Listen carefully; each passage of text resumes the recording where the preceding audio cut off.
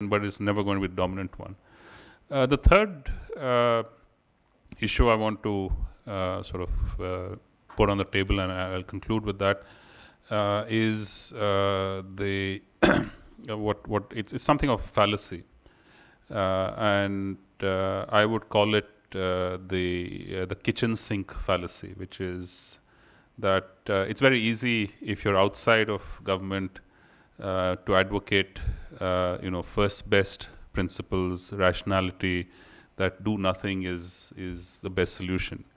There is no government in any situation where in the face of pressure can justify doing nothing.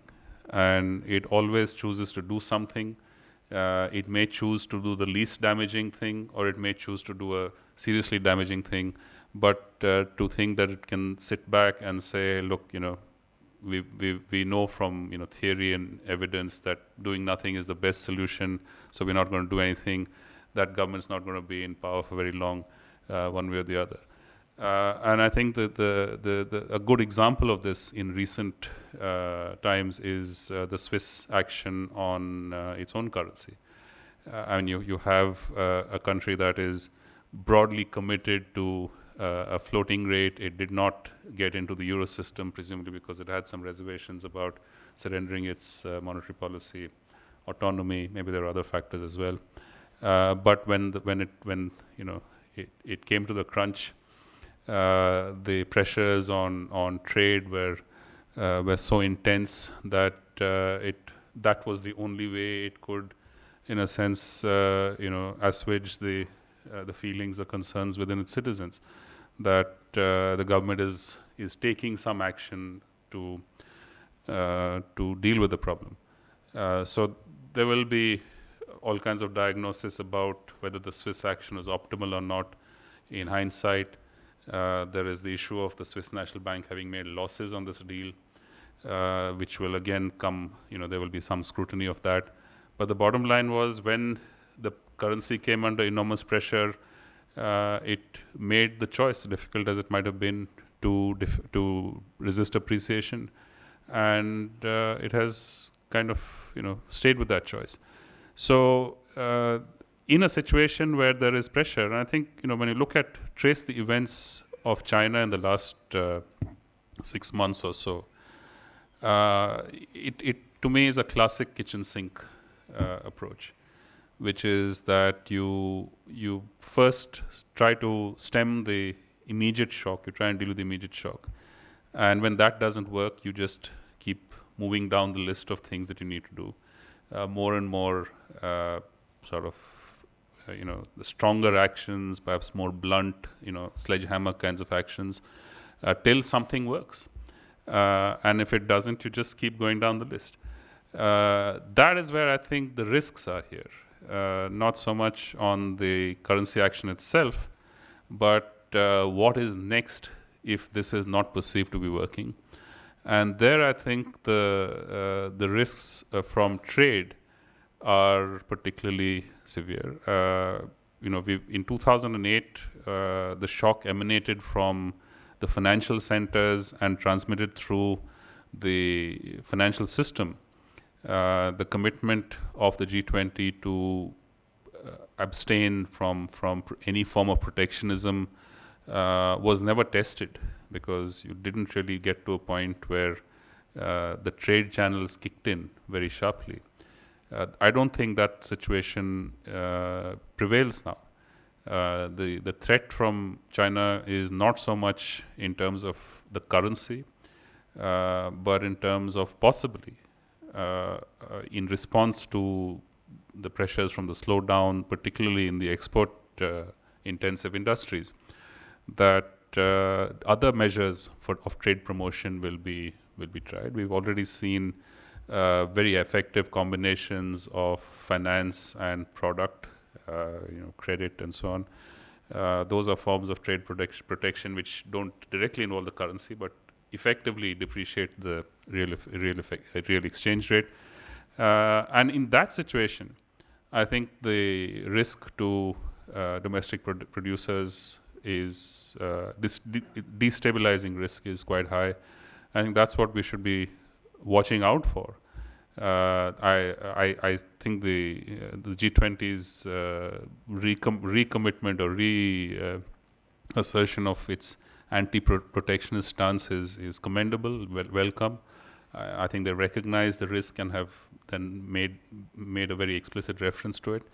But again, when things come to the crunch, I wouldn't be surprised to see protection raising its head, particularly because this is China, not the US. We're already seeing some signs of that here. I think we do need a strategy. I have written on this. I think within the ambit of the WTO safeguards framework, we need a plan, we need a strategic plan. But the risk is that this will become a kind of, competing claims or the sort of, the coalitions, dominant coalitions emerging. This industry needs to be protected, that industry needs to be protected, and it may just, be completely captured. We've already seen 2 industries making claims. They may be legitimate, I don't know. But I think from our viewpoint, the thing that we need most is a transparent, explicit set of strategic considerations, criteria on what, if you're going to use the WTO safeguards framework, what are the conditions under which you'll use it. I'll stop with that. Thank you. Thanks very much. I think that was a very good presentation. Both presentations were excellent. I would defer to Rajat to know how much more time we've got, about maybe 5-10 minutes, so a bit of time for discussion. Maybe there are some questions in the audience. One thing I'd like the panelists to take up is whether or not, well, the degree to which capital controls and capital flow measures are really effective at the end of the day. I mean, I guess this relates a bit back to the whole question of the impossible trinity and the question of whether or not that whole conceptual framework that we used to rely on still applies as much as we used to think it does. I get the sense of course, some countries, maybe North Korea has a very effective capital control regime, but I'm not sure that other countries that do purportedly have some degree of capital control still have that strength of capital flow measure control. So are we in a different kind of world, and does that have implications for international monetary policy cooperation? But maybe there are some questions also in the audience. Sorry, yeah. Thank you very much. Regarding the Chinese currency devaluation, it tends to suggest that the Chinese currency actually has been overvalued, and therefore it's making an adjustment to the market conditions. But normally what one has been hearing so far, I'm not an economist, the Chinese currency actually is undervalued.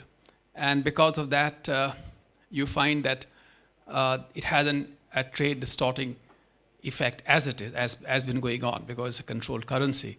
That's one question. So to what extent does it, let's say, is consistent with the statement of the Chinese that they're trying to make it adjust to the market conditions. The second thing is that the G20 has been in existence now for nearly seven years or so. I know, but I'm talking about the current mechanism that we're discussing. Now, so all these mechanisms already are in place. So I'm just wondering, what is the extent with these regular meetings and confabulations, so on and so forth, the level of comfort amongst all the interlocutors to spare the other countries nasty surprises, and in a way to prepare or develop ground rules which actually cushion the effect of whatever measures a particular country has to take in its sovereign interest. Thank you. Take a couple of questions. Gentleman in the blue shirt. Mahendra from Delhi University. I think I must appreciate the point raised by Dr. Gokaran, I think, about the heterogeneity of this Group 20. I think it's a very fundamental issue, I think, because the policy coordination is very difficult in the light of this emerging problems, like the BRIC Bank and this all thing. I think this is the most important point, I think, that the heterogeneity of all these Group 20 countries. Thank you very much. Sir, yeah. We were talking of capital controls. Perhaps more relevant is how to prevent the outflow of capital given the current situation. And the outflows are being expected to happen with quantitative easing coming down. Now what I'm saying is that the global reserves are much more with the developing world, with the Asian. After the Asian financial crisis, they learned the lesson that they need to have more reserves. And accordingly, they have reduced their consumption and increased their reserves. And swap arrangements are also there in place, which can be further augmented. My question is that would not the Asian countries be in a better position to deal with the withdrawal of the quantitative easing? Is it not being overplayed? Can they support their reserves, their exchange rates in a better position to control them than the other countries? Ashima, would you like to take a first crack at responding to the various questions? Yes, sure. I think the Chinese currency was certified by the IMF as not undervalued before this episode began. So it had been appreciating for 10 years, and it appreciated about 25%. So it was regarded as fairly valued at the current juncture. So if the markets outflows are determining it, that means markets think it should be somewhat depreciated. But they have been trying to prevent the over-depreciation and intervening to make it appreciate somewhat. So, and second, about heterogeneity of countries, I agree that it is heterogeneous, but that they are heterogeneous. But the one positive factor for possible coordination that I tried to highlight in my presentation was that there's a recognition that unless you take policies that reduce spillovers in other countries, as a central bank, you have to think about your own domestic cycle first of all. Your responsibility is to your domestic constituents. But if there are spillovers which are going to affect your domestic constituents, right? And that is becoming more and more obvious in this world. Then there is scope for internalizing some of these and acting to prevent the initial negative spillovers. So despite the heterogeneity, we do have a set of policies that hurt one set of countries relatively more than the others, and that need to be factored in. Then that at present is not controls, which is the question so much as reducing outflows. So here I think a lot of the onus was put on emerging markets, and a lot of them have improved their macroeconomic policies, which is a good thing. And so that pressure helped them.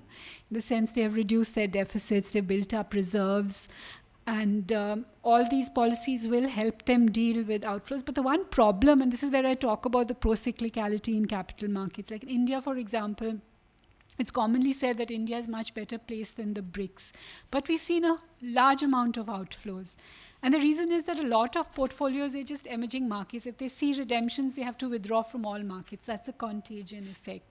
So the idea was that if, that is where I think G20 could have done more if they were serious about these kind of increasing global stability of the financial system. That, you build up institutions that perhaps act counter-cyclically to these flows, or that give signals about, because a lot of these, they need, it's a kind of accreditation, or markets need a signal that some body thinks this country is in a better shape. So some kind of signaling institution in that way. And then finally, Tom's question about how effective capital controls are. Here we're talking about residency-based controls. I think more and more countries are moving away from those. So that's the pace of liberalization. Most countries, as their markets develop, I think the literature does say that when your own institutions are thick, your own markets are well developed, then you can kind of go the whole way, but first you have to liberalize equity flows or trade-related flows, then debt. So that sequence is well established, and most countries are following this. But I think what the crisis has shown in the literature highlights is that you need systemic or macroprudential regulation. Some of these are tax-based, and these do work. I think South Korea has demonstrated that recently. Banks mismatch between currency mismatches, assets and liabilities, so to reduce their exposures in currency. Some of these kind of measures have worked. Thank you.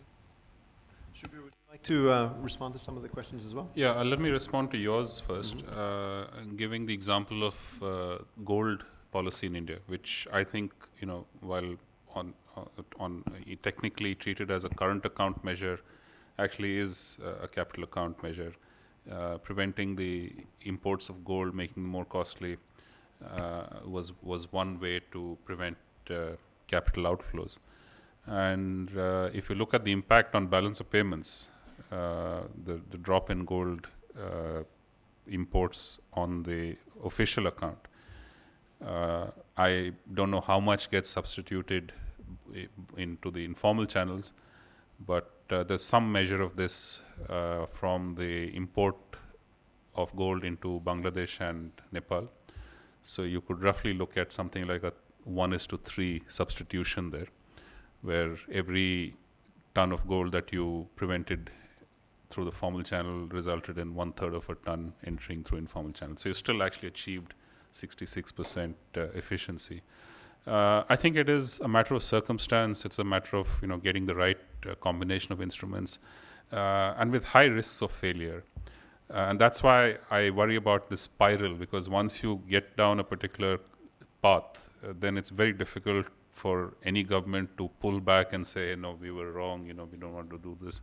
So choosing the first step in any path, I think, is absolutely critical. And that's why, while it's certainly very much part of the toolkit, and legitimately so, making the right choice on the first step is still a very much of a a roll of the dice. I don't think we have enough of a body of evidence of success or failure that allows us to make that. I think that's something that the IMF should be contributing to, that sort of the practicalities of this. On the issue of the real exchange rate, whether it's fairly valued or not is a matter of what index you choose. But the fact is that if you're worried about your exports slowing down, then an obvious and easy kind of a response to that is to devalue. It doesn't matter what the notional value is. If you devalue, you're going to get some comparative benefit. And this is where as I say, I'm agnostic on this. I've not yet made the judgment that this was an attempt to competitively devalue. I think the jury is still out on this, and the only will only realize or be able to make a judgment on this is when the process reverses. So I would wait for that. It could well be, as the Chinese bureaucracy is saying, a first step in a reform strategy, and it may well be that. On the issue of whether these meetings help, they're very high cost. There's no question. And the amount of travel that they involve, and particularly if you're some one end of the Australia or Latin America, the amount of person hours and travel time and so on is so. I don't know if this level of engagement that we have today, which is the deputies, the ministers, the principals, and then the summit, is really worth the effort. I think somebody's got to be doing some serious cost-benefit analysis of this. There could be virtual meetings or whatever. That's possible, but then there's a time zone issue, and I don't know if people will be paying attention. But that apart, I think the fact of the group being together and having some regular interface is important. So how you do it, is this the right frequency? I personally believe that it's too heavy right now, but the need for some level of engagement, I wouldn't question at all. The issue of capital controls, I'm sorry, sir, what was your, I forgot your question, although I thought it was an important one. You said preventing outflows. What I was saying is that while the Asian countries have controlled their consumption to bring up reserves, right, the industrial countries are doing just the opposite. They are just printing the money and buying the bonds without any restriction. Now, how long the world will recognize this thing, that there is a one country which has got unlimited reserves, and the Asian countries are toiling hard to build their reserves. This is a paradox, which I think perhaps not as hard as they used to, as they did 15, 20 years ago. But I think the basic premise here is, the experience of the '97 crisis, and I think this is the interpretation that these governments collectively put on this, was when you're in trouble, you should have the capacity to get yourself out of it. Don't depend on a collective framework, don't depend on a multilateral framework. Make sure you have to negotiate from position of strength there. So building reserves is, by any theoretical argument, a sort of second best or 1.5 best kind of solution, self-insurance. But when I people ask me about capital controls and building reserves,